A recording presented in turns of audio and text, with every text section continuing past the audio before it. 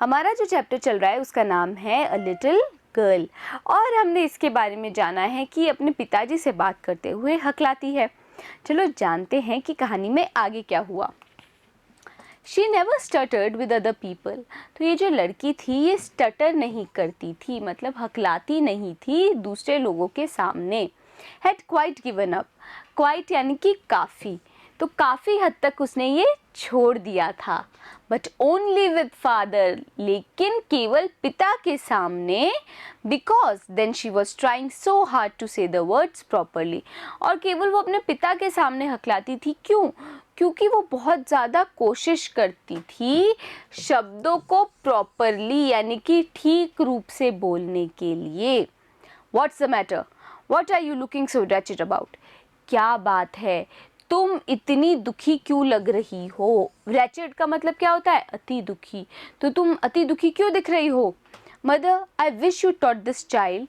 तो वो अपनी माँ से बोलते हैं, उस लड़की के पिता, केजिया के पिता, कि मदर, मेरी ये इच्छा थी कि काश आपने इसको सिखाया होता, टॉट किया होता यानी सिखाया होता, टू नॉट अपीयर, कि इस तरीके से दिखाई ना दे जैसे कि she is on the brink of suicide. Suicide मतलब आत्महत्या, ब्रिंक यानी कि कगार। तो मेरी ये इच्छा है कि काश आपने इसको सिखाया होता कि इस तरह दिखाई ना दे जैसे कि वो आत्महत्या की कगार पर है। Here Kezia, carry my tea cup back to the table carefully. और वो क्या बोले केजिया को कि Kezia, carry my tea cup, मेरा टी कप लेके जाओ, बैक टू द, वापस से, टेबल पे, केयरफुली। केयरफुली का मतलब क्या होता है? ध्यानपूर्वक। तो यहाँ पे हमने कौन कौन से मीनिंग पढ़े बच्चों? हमने जाना कि क्वाइट का मतलब होता है कार्य। कार्य होता है क्या? कार्य नहीं होता है। इसका मतलब होता है काफी। प्रॉपरली का मतलब होता है उचित रूप से या फिर ठीक प्रकार से। रैचेड यानी कि अति दुखी। टॉट का मतलब होता है सिखाना। ब्रिंक यानी कि कगार। सुसाइड यानी कि आत्महत्या। और केयरफुली का मतलब क्या होता है? ध्यानपूर्वक या फिर ध्यान से। He was so big, his hands and his neck। तो क्या बता रहे हैं? ये पिताजी के बारे में बता रहे हैं कि पिताजी किस तरह से दिखते थे। पिताजी was so big, वो जो पिता थे वो बहुत बड़े थे। उनके हाथ और उनकी गर्दन, नेक यानी कि गर्दन। खासकर स्पेशली his mouth। स्पेशली का मतलब क्या होता है? खासकर उनका माउथ यानी कि मुंह। When he yawned, जब वो यौन करते थे, उबासी लेते थे। Thinking about him alone was like thinking about a giant। उनके बारे में सोचना, थिंक करना यानी कि सोचना, बिल्कुल ऐसे था जैसे कि एक जायंट व्यक्ति के बारे में सोचना। जायंट कौन होते हैं? जो बहुत ज़्यादा लंबे हों, बहुत ऊंची कद काठी के हों, कुछ ज़्यादा ही लंबे हों, इस तरह के व्यक्ति को बोला जाता है giant.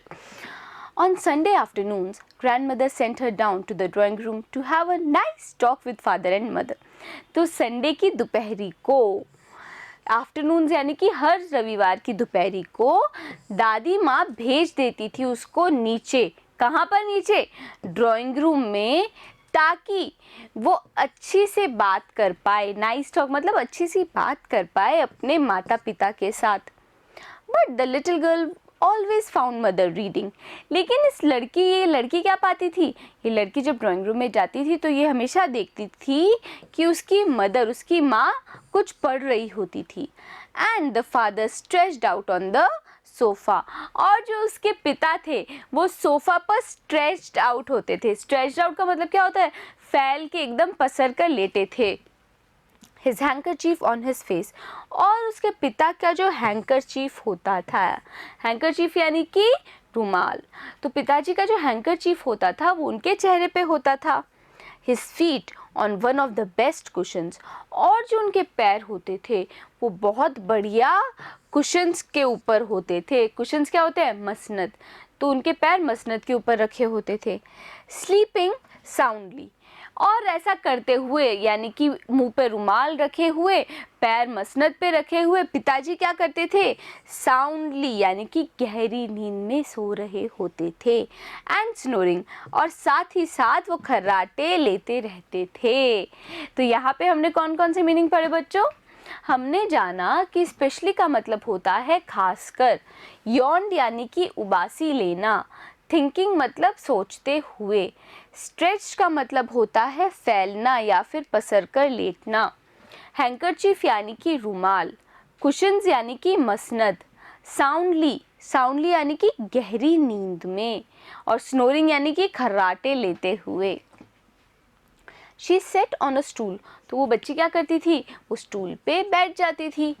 Gravely watched him until he woke and stretched, और वो ग्रेवली यानी कि गंभीरता से वॉच करती थी, देखती थी उनको। किनको?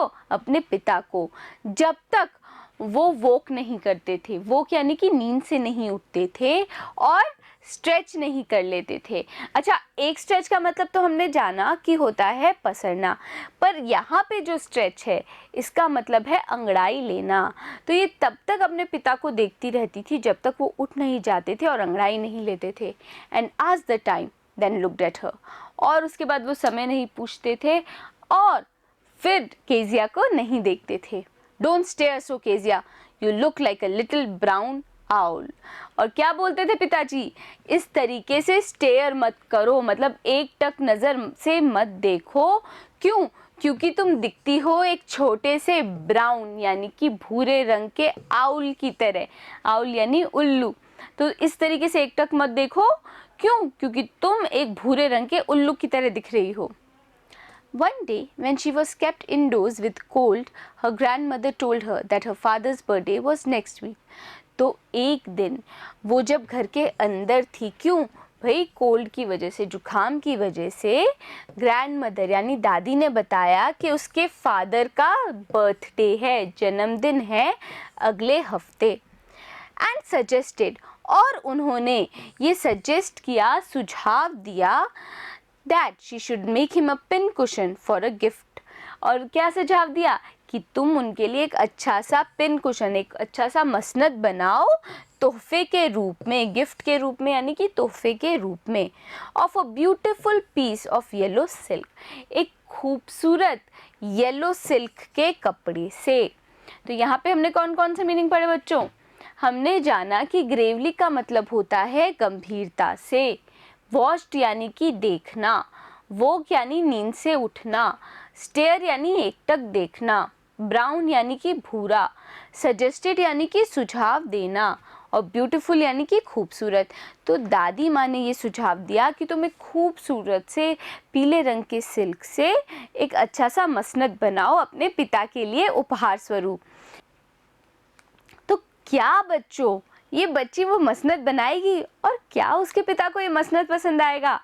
जानेंगे हम अगले भाग में। बने रहिएगा मेरे साथ, मिलते हैं अगले वीडियो में।